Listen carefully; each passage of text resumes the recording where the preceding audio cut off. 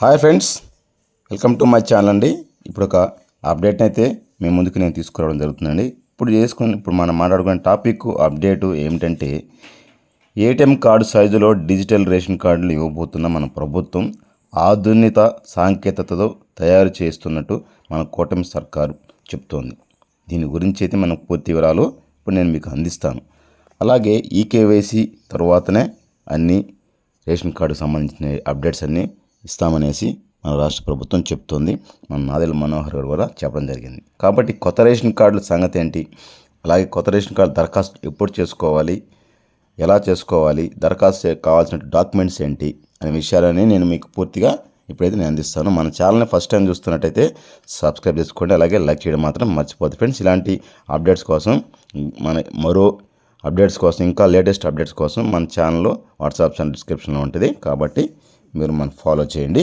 మనం పూర్తిగా అయితే వివరాల్లోకి వెళ్ళిపోతాం ఫ్రెండ్స్. మనకున్నటువంటి వివరాల ప్రకారం అయితే మీకు నేను చెప్తాను. రేషన్ కార్డు సరుకులు తీసుకునే క్రమంలో ప్రక్రియ మరింత వేగవంతం చేస్తూ అదేవిధంగా పారదర్శకంగా ప్రభుత్వం లబ్ధిదారులకు అర్హులకు చేరాలన్న లక్ష్యంతో ఏపీ ప్రభుత్వం త్వరలో డిజిటల్ రేషన్ కార్డులను అందుబాటులోకి తీసుకురానుంది. ఇప్పటి వరకు ఈ పాస్ పరికరాలను లబ్ధిదారుడి లేదా ఇంట్లో ఉన్న వ్యక్తులు వేలిముద్రపై రేషన్ బియ్యం ఇస్తున్నారు, ఇతర సరుకులు పంపిణీ చేస్తున్నారు కూడా. వచ్చే నెల నుంచి రేషన్ కార్డు లబ్ధిదారులకు డిజిటల్ కార్డులు ఇవ్వనున్నారు. ఈ కార్డు ఏటీఎం సైజులో అయితే ఉండనుందనేసి మన నాదెళ్ల మనోహర్ కూడా చెప్పడం జరిగింది ఫ్రెండ్స్. అయితే దీనిలోనే క్యూఆర్ కోడ్ కూడా ఉండటంతో రేషన్ షాపులో ఆ క్యూఆర్ కోడ్ స్కాన్ చేసి ఇక నుంచి సరుకులు అయితే ఇవ్వడానికి సులభవంతంగా వేగవంతంగా సరుకులు తీసుకునేది కూడా వెసులుబాటు రాష్ట్ర ప్రభుత్వం కల్పించబోతుంది. అయితే ఈ ప్రక్రియ అంతా ఎప్పుడు జరుగుతుందంటే ఈకేవైసీ ఏప్రిల్ వరకు, ఆ తర్వాత రేషన్ కార్డులు పంపిణీ జరుగుతుంది. ఏప్రిల్లో రేషన్ కార్డు అంటే ఏప్రిల్ రేషన్ కార్డు ఈ నెలాఖరులోపు ఈకేవైసీ ప్రక్రియ పూర్తి చేయాలనేసి రాష్ట్ర ప్రభుత్వం చెబుతుంది. 93% పూర్తయింది. మరో ఇంకా 7% మిగిలి ఉంది. దీనిని ఈ నెలలోపు పూర్తి చేయాలనేసి అధికారులకు కసరత్తు అయితే చేస్తున్నారు. సచివాలయం పరిధిలో ఈకేవైసీ చేయించిన వారి వివరాలను కూడా తీసుకొని వారితో ఈకేవైసీ చేయిస్తున్నారు. అంటే సచివాలయంలో ఈకేవైసీ ఎవరికైతే లేదో ఆ అప్డేట్ అయితే వాళ్ళకి లిస్ట్ కూడా వచ్చింది, వాళ్ళని ఈకేవైసీ కూడా చేయిస్తున్నారు. కేంద్ర ప్రభుత్వం కూడా ఏప్రిల్ 30 నాటికి ఈకేవైసీ పూర్తి చేయాలనేసి పేర్కొంది. ఇది పూర్తి చేయగానే మే నెల నుంచి ఏటీఎం కార్డు సైజులో ఉన్న డిజిటల్ రేషన్ కార్డులను జారీ చేస్తామనేసి మంత్రి మనోహర్ గారు తెలిపారు. ఆన్లైన్లోనే కుటుంబ సభ్యులు జోడింపు, తొలగింపు, స్ప్లిట్ కార్డులు ఆప్షన్లు కూడా ఇస్తామనేసి ఆయన ప్రకటించడం జరిగింది.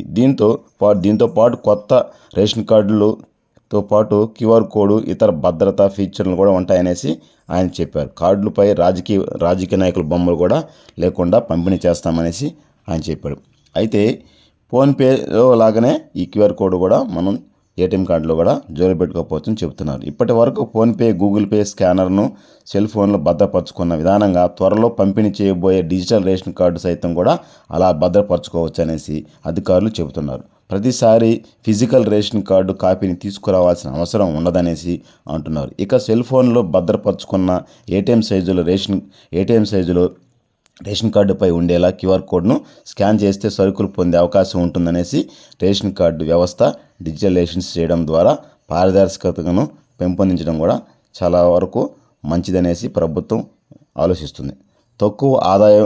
తక్కువ ఆదాయ కుటుంబ సంక్షేమానికి మద్దతు ఇవ్వడానికి లక్ష్యంగా కూటమి ప్రభుత్వం పెట్టుకుందనేసి మనకైతే చెప్తుంది. అయితే ఈ రేషన్ కార్డులు ఈకేవైసీ అనేది కూడా ప్రక్రియ పూర్తయిన తర్వాత మనకైతే కొత్త రేషన్ కార్డులు ఇస్తామనేసి మనకి నాదెళ్ల మనోహర్ గారు చెప్పడం జరిగింది. కాబట్టి కొత్త రేషన్ కార్డులకు సంబంధించిన దరఖాస్తు కూడా మే నెలలోనే ప్రక్రియ ప్రారంభిస్తామనేసి ఆయన చెప్పడం జరిగింది. కాబట్టి ఈ నెల ఈకేవైసీ ప్రారంభం అనేది మన ఏపీలో 93% అయింది. ఇంకా 7% మాత్రమే జనాభా ఉన్నారు. వాళ్ళు కూడా వాళ్ళ సచివాలయం పరిధిలో ఉన్న లిస్టులు వచ్చినాయి. ఆ లిస్టు ప్రకారం అందరికీ ఈకేవైసీ పూర్తి ప్రక్రియ ఈ నెలాఖరు లోపల పూర్తి చేసేస్తాము అనేసి ఆయన చెప్పారు. కాబట్టి ఈ నెలాఖరు లోపు ఎవరికైతే ఈకేవైసీ అనేది ఉందో వాళ్ళ ప్రక్రియ పూర్తి చేసుకోవాలని కూడా ప్రభుత్వం చెప్తోంది. అలాగే మే నెలలో ఉన్నటువంటి రేషన్ కార్డులకి ఏటీఎం కార్డు సైజులో కొత్త కార్డులు ఇస్తామనేసి ఆయన చెప్పారు. కాబట్టి ఏటీఎం కార్డు సైజులో ఉన్నటువంటి రేషన్ కార్డులో వెనక బ్యాక్ సైడు కుటుంబ సభ్యుల పేర్లు ఉంటాయి. ముందు ఫ్రంట్ సైడ్ వచ్చేసి కుటుంబ ఎవరైతే పెద్ద రేషన్ కార్డు పెద్ద ఉంటారో వాళ్ళ పేరు అనేది వాళ్ళ ఫోటో చిన్న ఫోటో పక్కనే QR కోడ్తో సహా ఉంటుందనేసి రేషన్ కార్డులో మనకి ఆ ఫోటోను కూడా రేషన్ కార్డు చూపించడం కూడా మనకి నాదెళ్ల మనోహర్ గారు తెలిసింది. కాబట్టి అలాగే రేషన్ కార్డు దరఖాస్తు చేసుకోవాలనుకున్న వాళ్ళు కొన్ని ఆప్షన్స్ అయితే వదిలారు. కొన్ని ఆప్షన్స్ ఏమైతే వదిలారంటే మనకైతే స్ప్లిట్టింగ్ ఆప్షన్ అయితే వదులుతారనేసి గతంలో స్ప్లిట్టింగ్ ఆప్షన్ కూడా వదిలే ట్రైలర్ గారు చూశారు. కాబట్టి దీని ద్వారా మనకు అర్థమైందంటే రేషన్ కార్డులు త్వరలోనే వచ్చే నెలలో మే నెలలో వదులుతారనేసి మనకైతే మనోహర్ కూడా వెంటనే చెప్పారు. అంటే స్ప్లిట్టింగ్ ఆప్షన్ వదిలిన 1-3 రోజుల్లో ఆయన ప్రకటన చేయడం జరిగింది. కాబట్టి మే నెలలో ఖచ్చితంగా స్ప్లిట్టింగ్ ఆప్షన్ ఉంటుంది. అలాగే మార్పులు చేర్పులు అంటే తప్పు ఒప్పులు కూడా సరి చేసుకునే విధానంగా ఉంటుంది. అలాగే మీకు రేషన్ కార్డులో ఉన్నటువంటి ఎవరైతే వేరే దగ్గర నుంచి ఇంకొక దగ్గర ఉన్నారో అక్కడికి కూడా రేషన్ కార్డుని బదిలీ చేసుకునే విధానం కూడా ఉంటుందన్నమాట. కాకపోతే మీకు కావాల్సినటువంటి ఎవరికైతే కొత్త రేషన్ కార్డు కోసం చాలామంది ఎదురు చూస్తున్నారు. నవదంపతులకైతే ఇది శుభవార్త కూడా అనుకోవచ్చు. నవదంపతులు ఎవరైతే పెళ్లి చేసుకున్న వాళ్ళు రేషన్ కార్డు ఎదురు చూస్తున్నారో వాళ్ళకైతే మే నెలలో రేషన్ కార్డులు ఇవ్వడానికైతే సన్నాహాలు చేస్తున్నారు. వాళ్ళకి కావాల్సినటువంటి డాక్యుమెంట్ కూడా ఇప్పుడు నేను మీకు చెప్తాను. నవదంపతులు ఎవరైతే పెళ్లి చేసుకున్న వాళ్ళు ఉంటారో వాళ్ళు మ్యారేజ్ సర్టిఫికేట్ కంపల్సరీగా తెచ్చిపెట్టుకోండి. అలాగే ఎవరైతే అమ్మాయిని పెళ్లి చేసుకొని వాళ్ళ ఇంటికి తీసుకొచ్చి ఆ అమ్మాయిని ఆధార్ కార్డు అడ్రస్ చేంజ్ చేసుకోవాల్సి ఉంటుంది. అది అరుణ్ మాత్రం ఖచ్చితంగా ఉండాల్సి ఉంటుంది. అలాగే కొత్త రేషన్ కార్డు అప్లికేషన్ ఫిల్ చేసుకోవాల్సి ఉంటుంది. ఈ తర్వాత దాన్ని వెరిఫికేషన్ VRO గారు చూసి తర్వాత రిజిస్ట్రేషన్ దగ్గర ఇచ్చి దాన్ని ఆన్లైన్లో ఎక్కించడం జరుగుతుంది అన్నమాట. అది కొత్త రేషన్ కార్డులో నవదంపతులకు సంబంధించిన విషయం. అలాగే స్ప్లిట్టింగ్ అనేది మీకు మీ రేషన్ కార్డు నుంచి మీకు కొత్తగా మీ కొత్త రేషన్ కార్డు ఆల్రెడీ ఒక రేషన్ కార్డులో ఉన్నారనుకోండి, 4 మాత్రమే స్ప్లిట్ చేయడానికి వీలవుతుందనేసి ఇంతకుముందు కొద్ది రోజుల క్రితం ట్రైలర్ వదిలేరు. కాబట్టి 4 ఉంటే అంటే ఇప్పుడు సపోజు ఒక భార్యాభర్త పెళ్లి చేసుకొని తల్లిదండ్రులతో ఉన్నారు.